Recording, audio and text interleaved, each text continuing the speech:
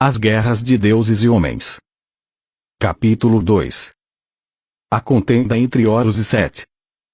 Os essênios previram que na guerra final entre os homens, a companhia do divino se aliaria à congregação dos mortais e nos campos de batalha se mesclariam gritos de guerra de homens e deuses. Seria isso apenas um triste comentário sobre a história sangrenta das guerras da humanidade? Nada disso.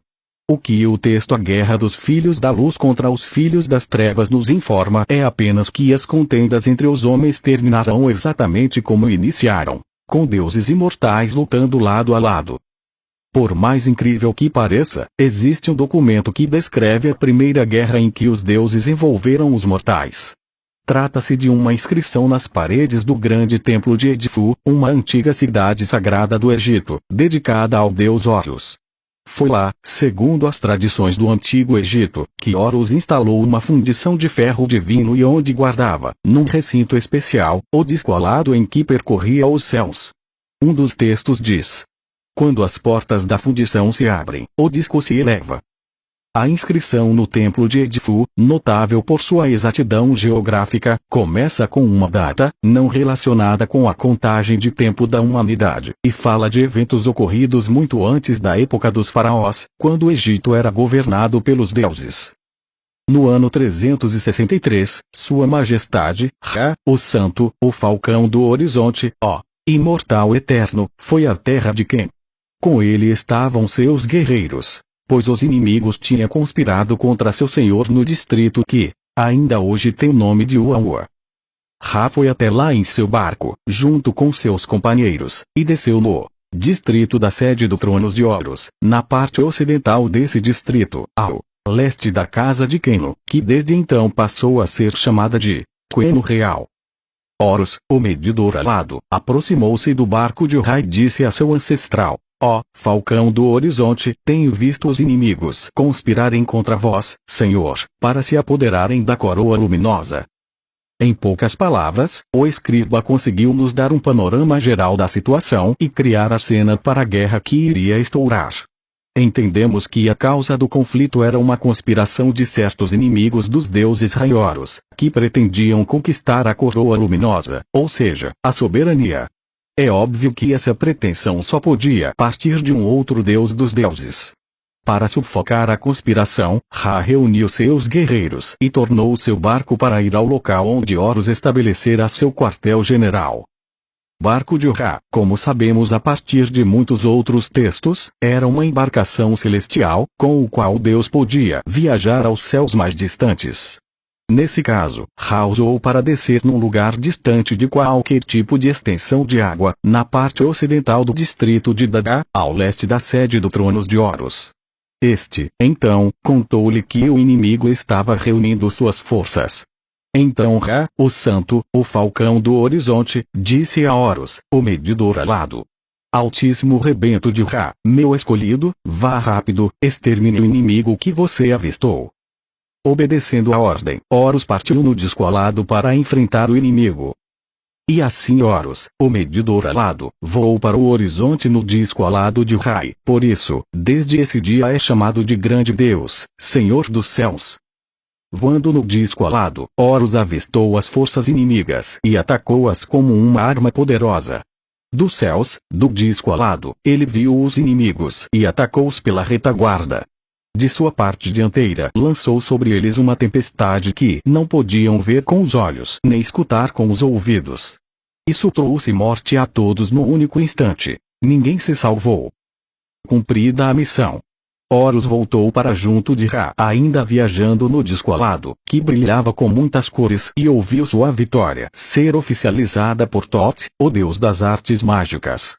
Então Horus, o medidor alado, reapareceu no disco alado que brilhava com muitas cores. Ele voltou para o barco de Ra, o Falcão do Horizonte. E Thoth disse: ó Senhor dos deuses. O medidor alado voltou no grande disco alado, brilhando em muitas cores. Por isso, desde esse dia ele também é conhecido como um medidor alado, e em sua honra a cidade de Ut passou a ser chamada de Beltet. Essa primeira batalha entre Horus e os inimigos teve lugar no Alto Egito.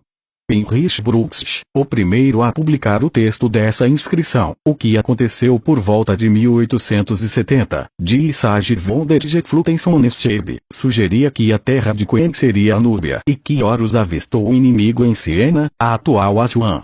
Estudos mais recentes, como Egito em Núbia, de Walter B. Emery, concordam que Taquen era mesmo a Núbia e que Dada era o nome de sua parte norte, a área entre a primeira e a segunda catarata do Nilo.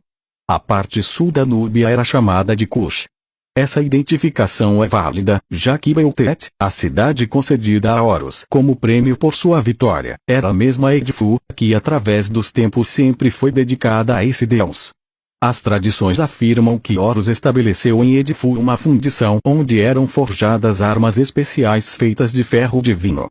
E foi lá também que ele treinou um exército de Mesnil, povo de metal. Nas paredes do templo dessa cidade, esses guerreiros foram retratados como homens de cabeça raspada, usando túnicas curtas de colarinhos largos e carregando armas nas duas mãos. O desenho de uma arma não identificada, parecida com um arpão, foi incluído nas palavras hieroglíficas para ferro divino e povo de metal. Ainda segundo as tradições egípcias, os primeiros homens a receber armas de metal dos deuses foram os Mesnil. E veremos, com os prosseguimentos do texto, que eles foram também os primeiros mortais convocados para lutar nas guerras entre os deuses. Como a área Aswan e Edfu agora estava garantida, e Horus tinha seus guerreiros armados e treinados, os deuses sentiram-se prontos para avançar em direção ao norte, penetrando no interior do Egito. As vitórias iniciais parecem ter servido para fortalecer a aliança entre esses aliados, pois ficamos sabendo que a deusa asiática Ishtar, o texto egípcio a chama pelo seu nome cananeu, Astaroth, juntara-se ao grupo. Pairando no céu, Horus gritou para Ra se encarregar do reconhecimento do terreno abaixo dele. E Horus disse: avance, ó Ra. Procure os inimigos que jazem sobre a terra. Então Ra, o santo, avançou. Astaroth estava com ele. Ambos procuraram o inimigo no terreno, mas todos eles estavam escondidos. Como não podia ver o adversário, Ra teve uma ideia. E Ra disse aos deuses que o acompanhavam: guiemos nossa embarcação até a água, pois o inimigo está em terra. Então deram às águas o nome de águas viajadas, e assim elas são conhecidas até hoje. Mas enquanto Ra possuía um veículo anfíbio, Horus não tinha como entrar no rio. Então os deuses lhe deram um barco, ao qual deram o nome de Maca, o grande protetor, e assim ele é conhecido até hoje. Seguiu-se a primeira batalha entre os mortais. Mas os inimigos também entraram na água, fingindo-se de crocodilos e hipopótamos, e atacaram o barco de Ra, o falcão do horizonte. Horus, o medidor alado, chegou com seus criados, que lhe serviam de guerreiros, cada um com seu próprio nome, carregando o ferro divino e uma corrente nas mãos, e eles afugentaram os crocodilos e os hipopótamos. Arrastaram 651 inimigos até aquele lugar. Eles foram mortos perto da cidade. E Ra, o falcão do horizonte, disse a Horus, o medidor alado, que este local seja conhecido como o lugar onde ficou estabelecida a sua vitória sobre as terras do sul. Tendo vencido o inimigo no céu, na terra e na água, o trunfo de Horus parecia completo. Thoth achou que era um momento de comemorar. Então Thoth disse aos outros deuses: ó, deuses do céu, rejubilem-se. Ó, deuses da terra, rejubilem-se. O jovem Horus trouxe a paz por ter conseguido realizar feitos extraordinários nesta campanha. Nessa ocasião, o disco alado foi adotado como emblema de Horus vitorioso. Desde esse dia existem os símbolos de metal de Horus. Foi ele que confeccionou como seu emblema o disco alado, que colocou na parte dianteira do barco de Ra. A deusa do norte e a deusa do sul, representadas por duas serpentes, foram colocadas uma em cada lado. E Horus posicionou-se no barco de Ra, atrás do emblema, tendo nas mãos o ferro divino e a corrente. Apesar de Thoth ter proclamado Horus como aquele que trouxera a paz, ela ainda não fora alcançada.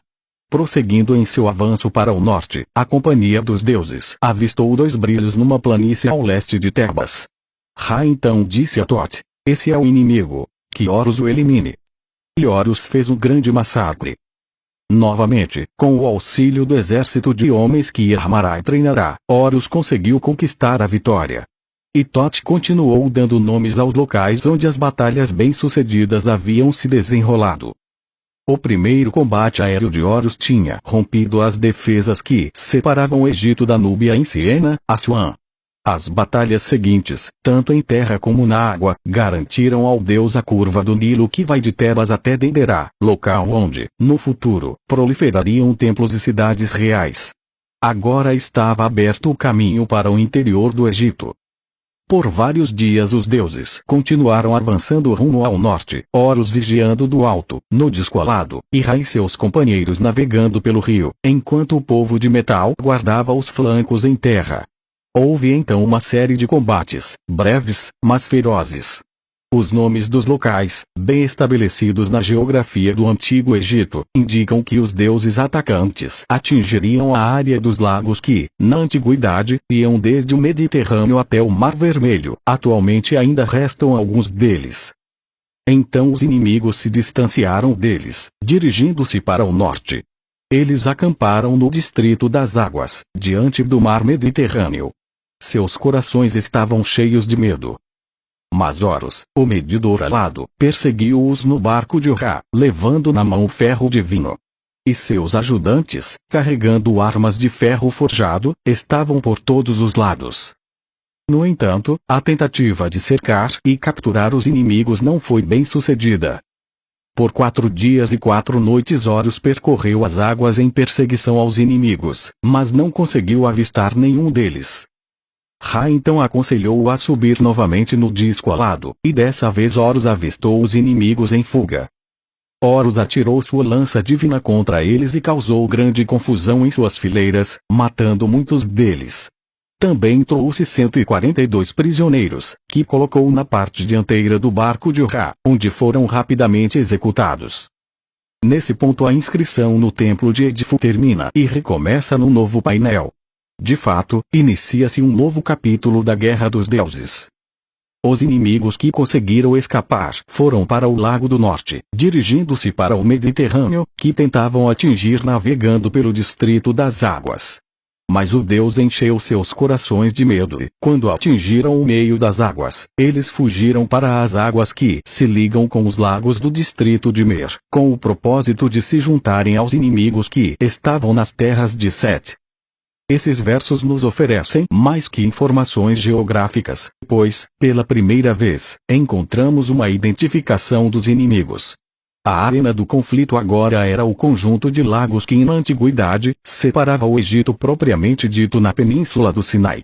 Para o leste, além dessa barreira de água, ficavam os domínios de Set, adversário e assassino de Osíris, pai de Horus.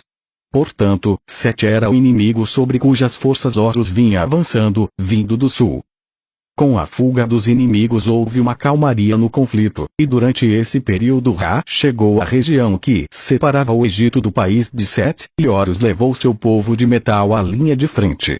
Mas o adversário também teve tempo para reagrupar suas forças e voltou a atravessar a barreira de água, entrando no Egito. Seguiu-se então uma grande batalha, na qual 381 inimigos foram capturados e executados. Os textos não fazem referência ao número de baixas no lado de Horus. Horus, no calor da perseguição, atravessou as águas, e entrou nos domínios de Set. Este, furioso com a invasão, desafiou-o para um combate pessoal.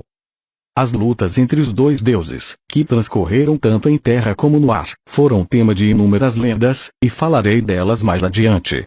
Nesta altura, porém, é interessante analisarmos o aspecto salientado por Yavales Budjin e os deuses do Egito. No primeiro envolvimento dos homens nas guerras dos deuses, o que trouxe a vitória a Horus foi o fato de ele ter armado os mortais com o ferro divino. Está bem claro que ele deveu seu êxito, sobretudo à superioridade das armas que seus homens portavam e ao material de que eram feitas. Portanto, segundo os textos egípcios, foi nessa guerra dos deuses que o homem aprendeu a levantar a espada contra seu semelhante. Quando os combates terminaram, Ra expressou sua satisfação pelos feitos do povo de metal de Horus e decretou que dali em diante aqueles homens morariam em santuários e seriam servidos com libações e oferendas, porque haviam matado os inimigos do deus Horus.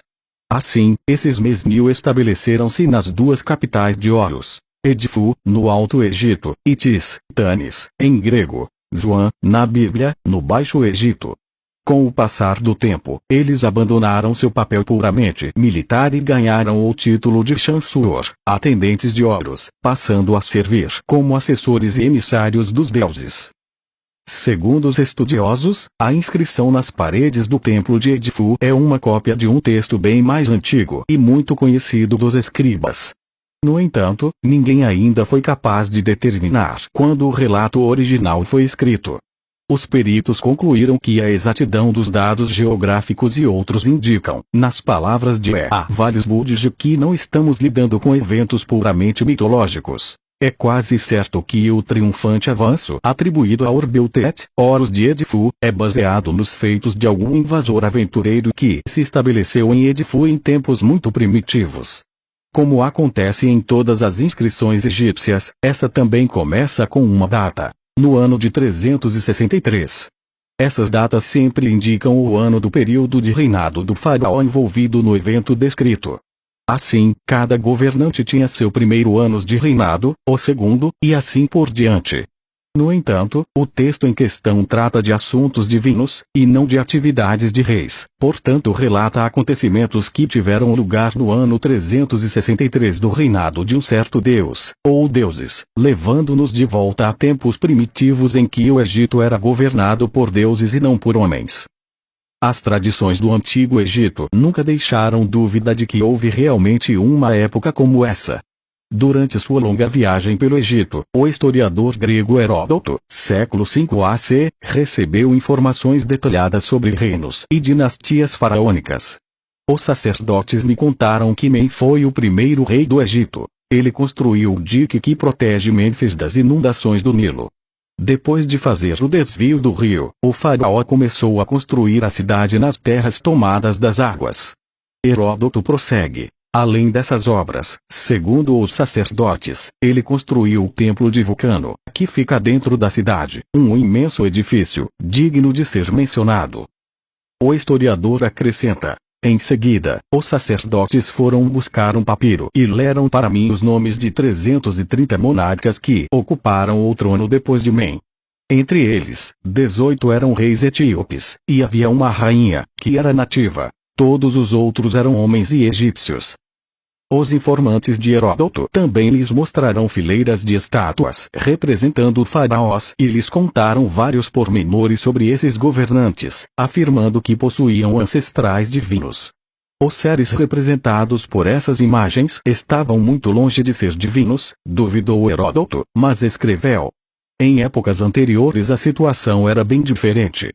O Egito era governado por deuses que habitavam a terra junto com os homens, e um deles sempre exerce a supremacia sobre os restantes. O último desses deuses foi Horus, filho de Osíris, a quem os gregos chamavam Apolo. Horus depôs Tifão e então reinou sobre o Egito. Em seu livro Contra Apião, o historiador judeu Flávio Jósefo, do século I, citou os escritos de um sacerdote egípcio chamado Maneto como uma de suas fontes sobre a história do Egito. Esses textos jamais foram encontrados, mas qualquer dúvida que pudesse haver sobre a existência de tal sacerdote desfez-se quando os estudiosos descobriram que sua obra serviu de base para vários autores gregos. Atualmente acredita-se que Maneto, o nome, em hieróglifos, significa presente de Thoth, tenha sido realmente o alto sacerdote e grande erudito que, por volta de 270 antes da Era Comum, compilou a história do Egito em diversos volumes, por ordem do rei Ptolomeu Filadelfo. O manuscrito original encontrava-se na Biblioteca de Alexandria quando, junto com numerosos outros documentos de valor incalculável, foi consumido pelo fogo por ocasião do incêndio provocado por conquistadores muçulmanos no ano de 642. Maneto foi o primeiro historiador a dividir os governantes egípcios em dinastias, prática que continua até hoje. Sua lista de reis, nomes, duração dos reinados, ordem de sucessão e outras informações pertinentes, foi preservada principalmente por meio das obras de Júlio Africano, século III, e Eusébio de Cesareia, século IV. Essas e outras versões baseadas no historiador egípcio trazem como ponto comum que o primeiro governante da primeira dinastia foi o rei Menes, em grego, o mesmo que Heródoto citou, com base nas próprias investigações no Egito. Esse fato foi confirmado por descobertas mais modernas, como a Tábua de Abidos, em que o faraó Seti I, acompanhado de seu filho, Ramsés II, listou o nome de 75 de seus antecessores. O primeiro deles é Mena. Se Heródoto estava correto ao citar as dinastias dos faraós egípcios, teria ele acertado também quanto à existência de uma época precedente, quando o Egito era governado por deuses. Maneto corrobora as afirmações de Heródoto quanto a essa questão. Segundo ele, as dinastias dos faraós foram precedidas por outras 4, 2 de deuses, uma de semideuses e uma outra de transição. Primeiro, 7 grandes deuses reinaram sobre o Egito, perfazendo um total de 12.300 anos.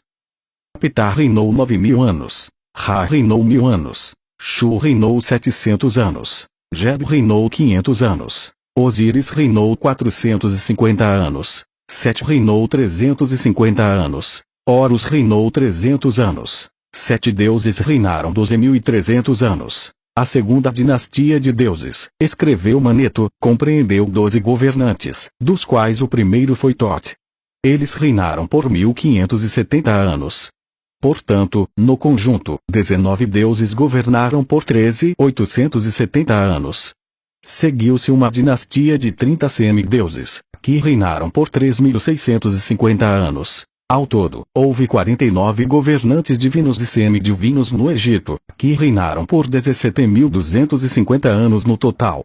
Depois, durante um período de 350 anos, não existiu um governante único reinando sobre o Egito como um todo. Foi uma época caótica em que 10 reis humanos deram prosseguimento à monarquia na cidade de Tis. Então veio Men, que estabeleceu a primeira dinastia dos faraós e construiu uma nova capital que dedicou ao deus Ptah, o vulcano de Heródoto. 1 século e meio de descobertas arqueológicas e a decifração da escrita hieroglífica convenceram os estudiosos de que as dinastias faraônicas começaram por volta de 3100 AC com um governante cujo hieróglifo lê-se como Men. Ele unificou o Alto e o Baixo Egito e estabeleceu sua capital numa nova cidade chamada Men-Nefer, a beleza de Men, Mênfis, em grego. Como indicara Maneto, esse faraó subiu ao trono de um Egito reunificado depois de um período caótico de total desunião. Uma inscrição no artefato conhecido como a Pedra de Palermo preservou para os arqueólogos pelo menos 9 nomes arcaicos de reis que usavam apenas a coroa vermelha do Baixo Egito e reinaram antes de Menes. Também foram encontradas algumas tumbas e objetos pertencentes a esses governantes arcaicos: Escorpião, Zezer, Narmer-Esma. Sir Flinders Petrie, o famoso egiptólogo, afirmou no livro Os Túmulos Reais da Primeira Dinastia e em outras obras que esses nomes são os mesmos que Maneto relacionou como os 10 humanos que reinaram em Tanis durante os séculos de caos e sugeriu que esse grupo, por ter precedido a primeira dinastia, fosse chamado de Dinastia Zero.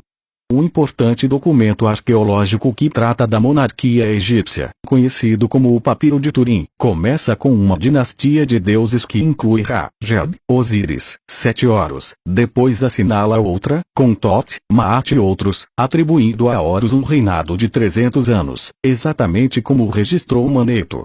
Depois dos governantes divinos, esse papiro, que data da época de Ramsés I, relaciona 38 reis semidivinos, 19 chefes da Muralha Branca e 19 veneráveis do norte.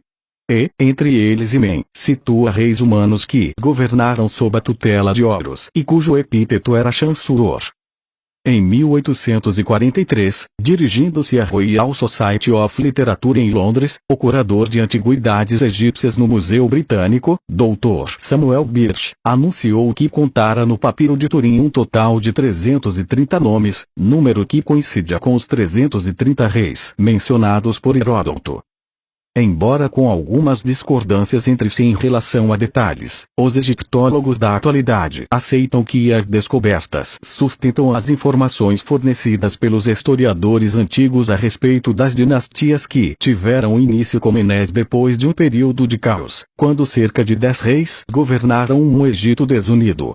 E mais, que antes disso houve um período em que o reino estava unido sob governantes cujos nomes só podiam ser Horus, Osíris etc. No entanto, os estudiosos que acham difícil acreditar na natureza divina desses reis sugerem que deviam ser apenas seres humanos deificados.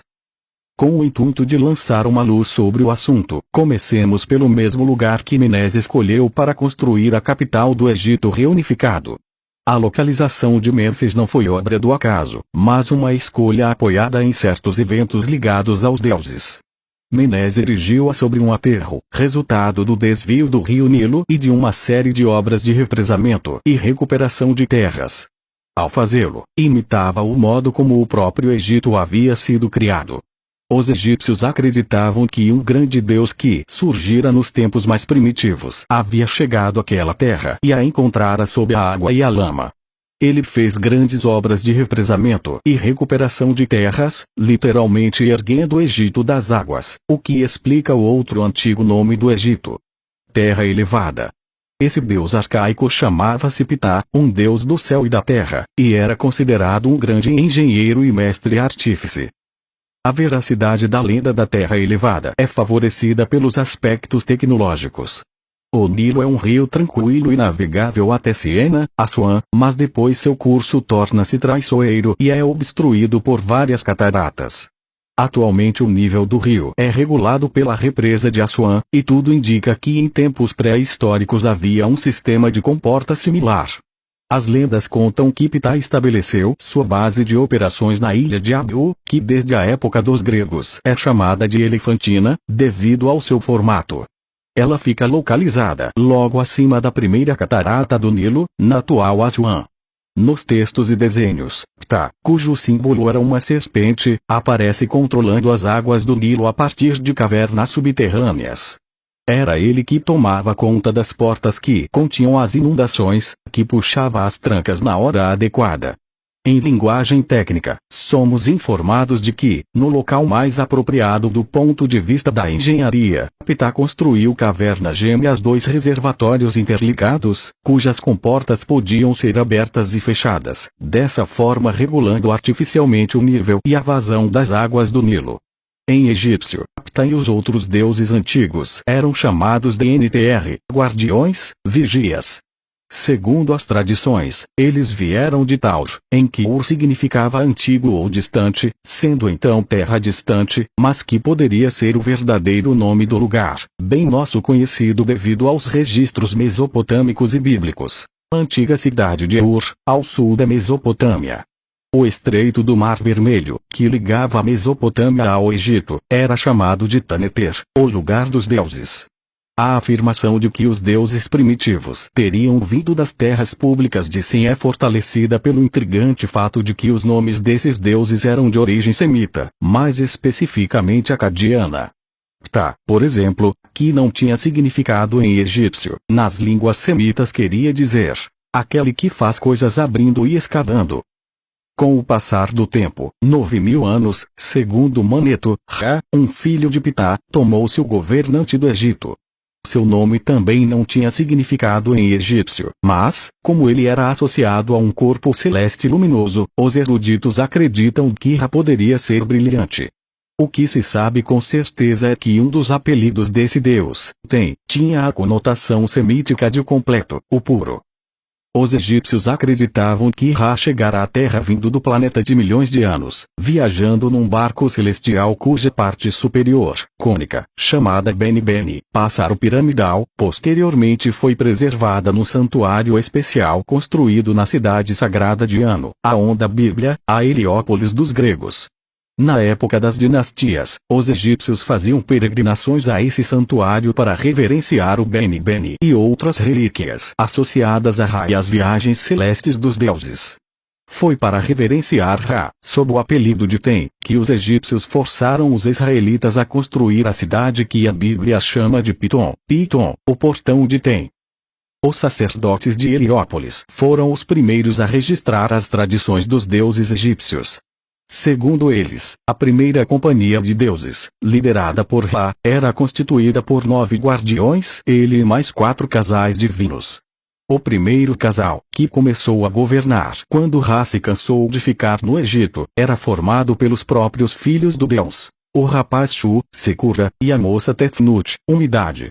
Segundo as lendas, os dois tinham como principal tarefa ajudar o pai a controlar o firmamento sobre a terra. Shu e Tefnut estabeleceram um modelo para os faraós mortais que reinaram em épocas posteriores. O rei escolhia como consorte oficial a própria irmã.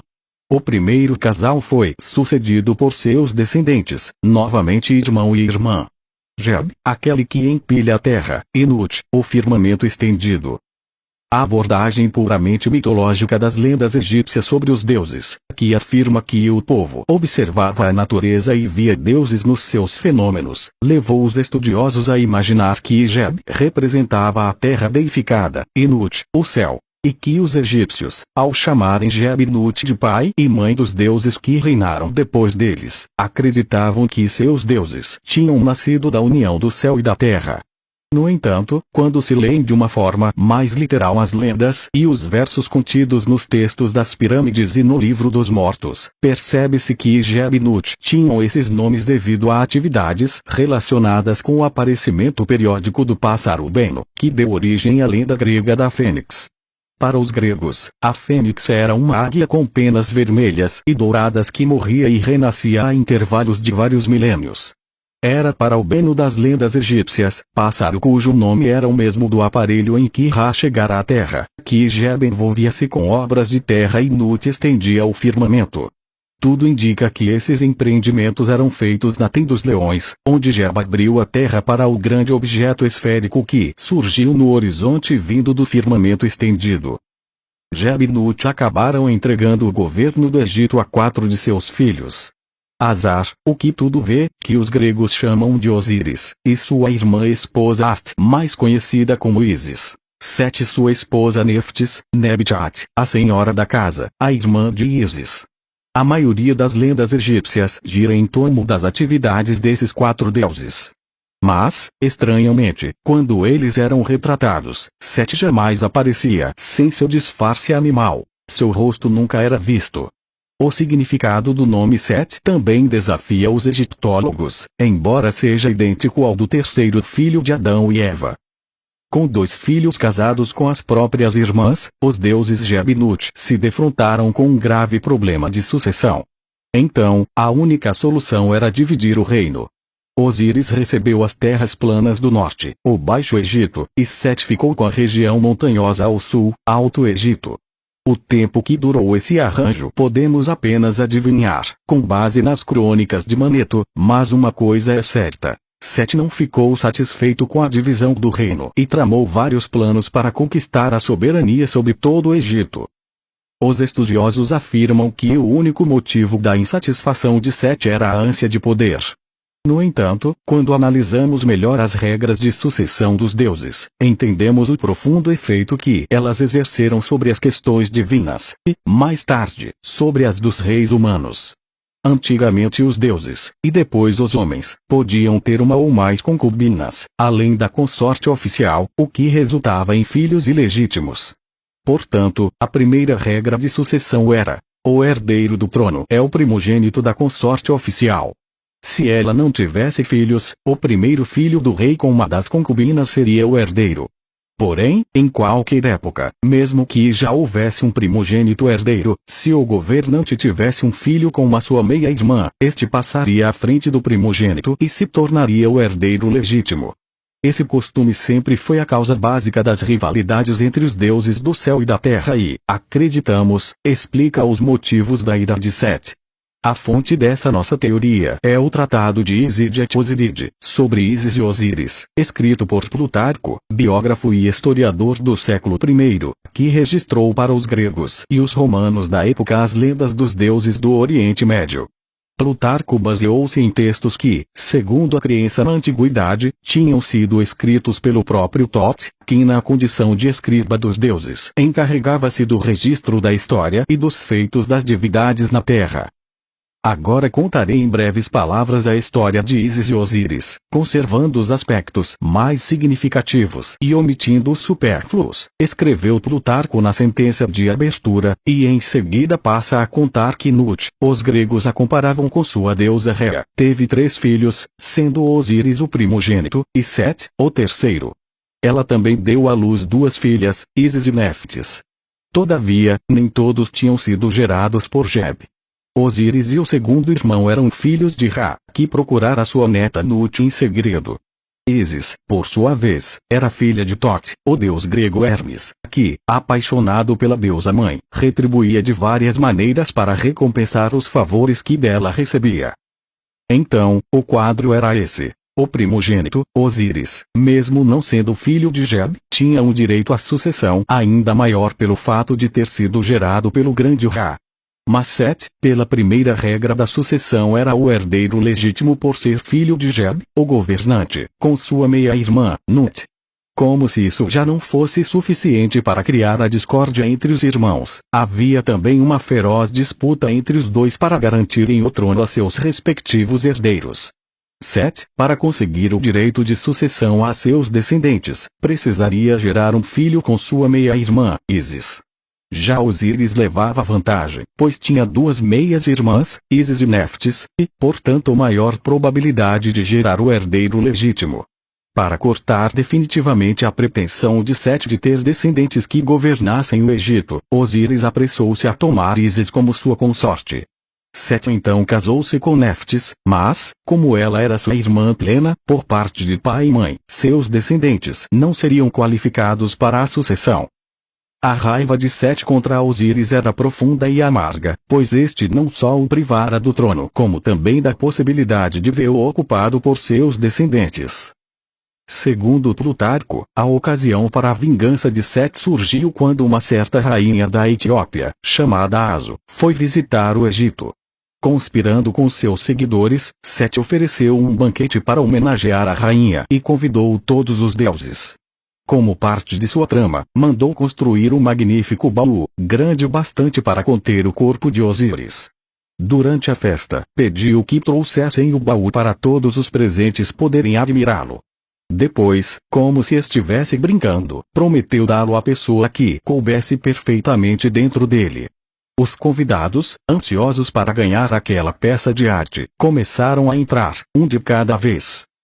Finalmente chegou a vez de Osíris. Assim que ele se acomodou dentro do baú, os conspiradores correram para perto dele, fecharam a tampa, prenderam-na com pregos e derramaram chumbo derretido sobre ela. Em seguida, levaram a enorme caixa com Osíris para a praia e, no lugar onde o Nilo deságua no Mediterrâneo, na cidade de Banis, afundaram-na no mar. Vestida de luto e depois de cortar uma mecha dos cabelos em sinal de dor, Ísis saiu à procura do baú. Plutarco prossegue. Finalmente ela recebeu notícias mais claras sobre o paradeiro da caixa, que fora levada pelas ondas até a costa de Biblos, o atual Líbano. Encontrando o baú, a deusa retirou da água e escondeu-o num local isolado enquanto pensava no meio de ressuscitar o marido. Mas Set descobriu tudo, apoderou-se da enorme caixa e cortou o corpo de Osíris em 14 pedaços, que espalhou por todo o Egito. Novamente Ísis partiu, dessa vez em busca dos restos do marido. Algumas versões da lenda dizem que ela enterrou as partes onde as encontrou, dando início ao culto de adoração a Osíris nesses locais, que passaram a ser sagrados. Outras afirmam que Ísis juntou todos os pedaços e recompôs o corpo do marido, amarrando com tiras de linho, o que deu origem ao costume da mumificação. No entanto, todos os relatos concordam num ponto. Ísis encontrou todas as partes do corpo, menos uma, o falo. Porém, antes de enterrar o corpo, a deusa conseguiu extrair a essência de Osíris e se auto-inseminou com ela, concebendo Horus. Assim que o menino nasceu, escondeu-o nos pântanos do Nilo para protegê-lo de Set. Os arqueólogos têm encontrado muitas lendas relacionadas com os eventos que se seguiram, textos copiados e recopiados pelos escribas, dos quais muitos foram capítulos do Livro dos Mortos ou foram usados como fonte para os versos dos textos das pirâmides. Reunidas, elas revelam um drama que envolveu manobras legais, sequestros, uma ressurreição, homossexualidade e finalmente uma grande guerra, o conflito em que o prêmio foi o divino trono. Como tudo levava a crer que Osíris morrera sem deixar descendentes, Sete viu-se diante da possibilidade de gerar um herdeiro legítimo, e para isso tramou forçar Ísis a se casar com ele. Sequestrou a meia-irmã com a intenção de mantê-la prisioneira até obter seu consentimento. Ísis, contudo, conseguiu fugir com a ajuda de Thoth. Uma versão da lenda registrada na Estela de Metemish, composta como se fosse um relato pessoal da deusa, descreve sua fuga no meio e as aventuras que enfrentou até chegar ao pântano de Papirus onde Horus estava escondido.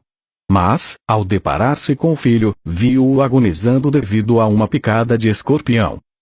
O povo que habitava os pântanos ouviu os gritos de aflição de Ísis e acorreu em seu socorro, mas não pôde fazer nada para ajudá-la. Então o auxílio veio de uma espaçonave. Ísis lançou um grito ao céu, endereçando sua súplica ao barco de milhões de anos. O disco celestial imobilizou-se e não saiu de onde estava. Então Thoth desceu. Ele possuía poderes mágicos, o grande poder de transformar a palavra em realidade. E falou: ó Ísis, deusa, gloriosa, conhecedora da boca. Nenhum mal cairá sobre o menino Horus, pois sua proteção vem do barco de Ra. Cheguei no barco do disco celestial vindo do lugar onde ele ontem se encontrava. Quando cair a noite, esta luz expulsará o veneno, curando Horus. Vim dos céus para salvar esta criança para sua mãe. Salvo da morte por Thoth, como afirmam algumas lendas, imunizado para sempre das picadas de escorpiões, Horus passou a ser citado como um Neshatef, vingador de seu pai. Recebendo a melhor das instruções dos deuses e deusas que tinham apoiado Osíris, treinado nas artes marciais por eles, sua aparência e atitudes condiziam com sua posição de príncipe divino, digno de ser membro da Associação Celestial. Então, num certo dia, ele apresentou-se diante do Conselho dos Deuses para reclamar o trono de Osíris. De todos os deuses que se surpreenderam com o aparecimento de Horus, nenhum ficou mais chocado que Sete. Mas a principal dúvida era: seria mesmo Osíris o pai daquele rapaz? Como descreve o texto conhecido como Papiro Chesterbeat número 1, Sete pediu um recesso para ter uma conversa particular e pacífica com o recém-descoberto sobrinho. Voltando-se para Horus, disse: venha, passemos um dia feliz em minha casa. Mas ele não pensava em paz. Sua mente estava ocupada com tramas sinistras. Ao anoitecer, a cama foi arrumada para eles, e os dois se deitaram. No meio da noite, Sete fez seu membro endurecer e penetrar entre as nádegas de Horus. Quando os deuses voltaram a se reunir em conselho, Sete exigiu que o cargo de governante continuasse com ele, alegando que Horus estava desqualificado. Quer fosse filho de Osíris, quer não, agora tinha sua semente dentro dele, o que podia lhe dar o direito de sucedi-lo, mas jamais de precedi-lo. Chegou a vez de Horus surpreender os deuses. Explicou que, quando Sete derramara seu sêmen, ele o pegara nas mãos. De manhã, fora procurar a mãe e lhe mostrara o que trazia, contando-lhe o que havia acontecido. Ísis o mandara endurecer o membro e derramar o próprio sêmen numa vasilha. Em seguida, indo para a horta de Sete, depositara-o numa alface, que mais tarde havia servido de alimento para Sete. Portanto, anunciou Horus, a semente de Sete não está dentro de mim, mas a minha está dentro dele. Logo, o desqualificado é Sete. Atônitos, os deuses pediram a Thoth para resolver a questão. Ele verificou o sêmen que Horus levara a Ísis e que ela guardara no pote, constatando que era mesmo de Sete. Em seguida examinou o corpo de Sete e confirmou que ele continha o sêmen de Horus. Furioso, Sete não esperou o fim das deliberações. Saiu gritando que só uma luta até o amargo fim poderia decidir aquela questão. Pela contagem de Maneto, a essa altura Sete reinava havia 350 anos. Se acrescentarmos a esse número o tempo que Ísis levou para encontrar os 13 pedaços de Osíris, e acreditamos que tenha sido 13 anos, foi mesmo no ano 363 do reinado de Sete que Ra juntou-se a Horus na Núbia para ajudá-lo em sua guerra contra os inimigos. No livro Horus Real Deus do Egito, S.B. Mercer resumiu as opiniões dos estudiosos do assunto com estas enfáticas palavras: a lenda do conflito entre Horus e Sete representa um evento histórico. De acordo com a inscrição no templo de Edifu, a primeira batalha pessoal entre Sete e Horus aconteceu no Lago dos Deuses, que daí em diante passou a ser chamado Lago da Batalha.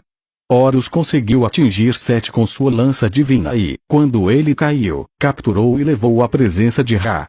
A lança estava em seu pescoço, as pernas do maligno estavam acorrentadas e sua boca fechada por um golpe de clava do deus, Horus. Ra decidiu que Horus e Ísis poderiam fazer o que quisessem com Sete e os outros conspiradores capturados. Mas quando Horus começou a executar os prisioneiros, cortando-lhes a cabeça, Ísis ficou com pena de seu irmão Sete e libertou-o. Existem várias versões dos acontecimentos que se seguiram, mas segundo a maioria delas a libertação do inimigo deixou Horus tão furioso que ele decapitou Ísis, sua própria mãe. Thoth, porém, recolocou a cabeça da deusa no lugar e ressuscitou-a. Plutarco também relata esse incidente. Depois da fuga, Sete escondeu-se num túnel subterrâneo. Após 3 dias, teve início uma série de combates aéreos. Horus decolou num nar, um pilar flamejante, que foi retratado como um objeto longo e cilíndrico equipado com barbatanas ou aletas. A parte dianteira continha 2 olhos, que ficavam mudando de cor, passando do azul para o vermelho e vice-versa. Da traseira saíam rastros como os de um jato. Além disso, o aparelho emitia raios pela porta dianteira. Os textos egípcios, todos escritos por cultuadores de Horus, não descrevem o veículo aéreo de Sete. As lendas falam de uma longa batalha sobre uma extensa região. O primeiro a ser atingido foi Horus, que sofreu o impacto de um golpe de luz saído do veículo de Sete. Onar perdeu um de seus olhos, mas Horus continuou a luta usando o disco alado de Ra, e foi dele que lançou um arpão contra o inimigo. Foi a vez de Sete ser atingido. Ele foi ferido e perdeu os testículos, demorando-se sobre a natureza da arma usada por Horus. W. Max Muller escreveu em Mitologia Egípcia que ela possuía uma ponta estranha e que seu apelido nos textos hieroglíficos era a Arma dos 30. Como nos revelam os antigos desenhos, o arpão na verdade era um engenhoso foguete 13 em 1. Depois do disparo do primeiro míssil, o maior, ficava aberto a caminho para o lançamento dos 2 menores. O apelido Arma dos 30 sugere que esse artefato era o que atualmente chamamos de míssil de ogiva múltipla. Por pura coincidência, mas talvez porque circunstâncias similares resultam em conotações similares, a companhia McDonnell Douglas de St. Louis, no Missouri, deu ao seu mais moderno míssil naval teleguiado o nome de arpão. Os grandes deuses pediram uma trégua e convocaram os adversários a se apresentarem diante do conselho. Alguns pormenores das deliberações podem ser extraídos da inscrição gravada numa coluna de pedra do faraó Shabaco, século 8 AC, que afirma que o texto é uma cópia de um rolo de papiro muito antigo, já devorado pelos vermes, enterrado sob o grande templo de Ptah, em Mênfis. De início o conselho redividiu o Egito entre Horus e Sete, mantendo as fronteiras existentes na época de Osíris, mas Geb contestou a decisão, preocupado com a questão da continuidade. Como Sete poderia abrir o corpo para gerações futuras? Ele, por não possuir mais testículos, não tinha como gerar descendentes, e assim, Geb, o Senhor Terra, legou como herança a Horus todo o Egito. Sete recebeu um outro território em que pudesse exercer seu domínio, e, daí em diante, no entender dos egípcios, passou a ser uma deidade asiática. O Conselho dos Deuses adotou a recomendação como unanimidade. Seu ato final é assim descrito no papiro de Nefer. Horus está triunfante na presença de toda a companhia dos deuses. A soberania sobre o mundo lhe foi dada, e seus domínios atingem as partes mais distantes da terra. O trono do deus Geb lhe foi concedido, junto com a patente criada pelo deus Shu. Segundo o papiro, a legitimação da decisão do conselho. Foi formalizada por decretos que estão guardados na Câmara dos Registros. Foi inscrita numa tábua de metal, conforme as ordens de teu pai Tu. Deuses celestiais e terrestres transferem-se para os serviços de teu filho Horus. Eles o seguem ao salão dos decretos.